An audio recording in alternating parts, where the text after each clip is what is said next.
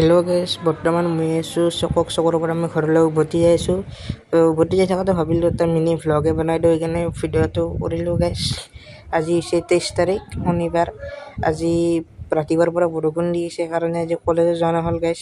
সেইকাৰণে আমাৰ এভাগৰ এটা শান্তি চক বুলি আছে, তালৈ ফুৰিবলৈ আহিছিলোঁ। এতিয়া ঘৰলৈ উভতি যাই আছোঁ, যাতে এটা মিনি ভ্লগ বনাই আছোঁ। এয়া গাইছ, মই ৰাস্তাৰে যাই আছোঁ আৰু যাই থকা চাওক ৰাস্তাত কিছুমান কোণাই পানী জমা লাগি গৈছে।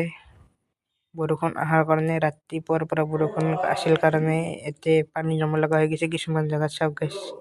এতিয়া আমি এতিয়া আমাৰ স্কুলত সন্মুখত আহি পালোঁ, সত্যজিত হাইস্কুল, আৰু এটা শিৱ মন্দিৰ আছে, শিৱ মন্দিৰ আহি পালোঁ। আৰু আপোনালোকক শিৱ মন্দিৰ দেখাইছোঁ। এই চাওক শিৱ মন্দিৰ, আৰু ইয়াতে শিৱ মন্দিৰত প্ৰৱেশ কৰা ৰাস্তা। ইয়াৰে শিৱ মন্দিৰত যাব পৰা এইখন হৈছে আমাৰ খেলপথাৰ। ইয়াত ফুটবল খেলা চলোৱা হয় আৰু ইয়াত ফুটবল খেলা হয়। এতিয়া বাৰু গৰু দিয়া আছে আৰু আজি বৰষুণ। আৰু এয়া যে গছবোৰ দেখিছে, এয়া হৈছে আমাৰ স্কুলৰ সন্মুখত থকা আহঁত গছ এজোপা বতাহত ভাঙি পৰিছিল। আৰু এইটো পুখুৰীটো হ'ল আমাৰ স্কুলৰ জয়মতী স্কুলৰ। আৰু এইখন হৈছে আমাৰ জয়মতী স্কুল।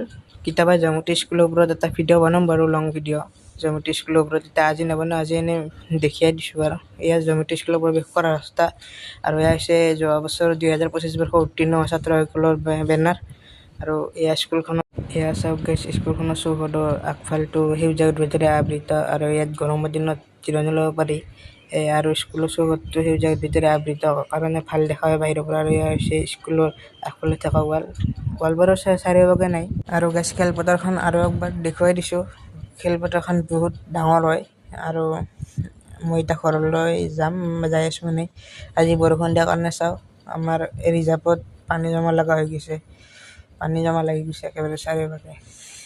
বাৰু একদম বেছিও হোৱা নাই পানী, এনেই কমকৈ। আৰু এয়া হৈছে স্কুলখন, ইয়াৰ পৰা ভালকৈ দেখুৱাই দিছোঁ। এয়া স্কুলখনৰ এখন সৰু খেলপথাৰ আছে স্কুলৰ ভিতৰতে, মানে ল'ৰা ছোৱালী বাহিৰত ওলাব নোৱাৰে আৰু ৰেকৰ্ডত স্কুলৰ ভিতৰে খেলা খেলিব লাগে। আৰু এয়া চাওক পৰিৱেশ আমাৰ চৌহদৰ ৰিজাৰ্ভৰ মানে পৰিৱেশটো। এয়া চাওক গাইছ, পানী জমা লাগি গৈছে একেবাৰে। ৰাতিপুৱাৰ পৰা একদম ধাৰাসাৰ বৰষুণ, পানী জমা হৈ গৈছে। এয়া চাওক একদম পানীয়ে পানী। ইয়াতেতো একদম বেছিকৈ অলপ পানী জমা হৈ গৈছে এইখিনি জেগাত। তো গাইছ, এতিয়া মই মোৰ ঘৰ আহি আছোঁ, আৰু মোৰ ঘৰ আহি পালোঁ আৰু পামেই আৰু মানে। এতিয়া আজি আছিল এইখিনি মোৰ মিনি ভ্লগ। বাই বাই গাইছ, থেংক ইউ।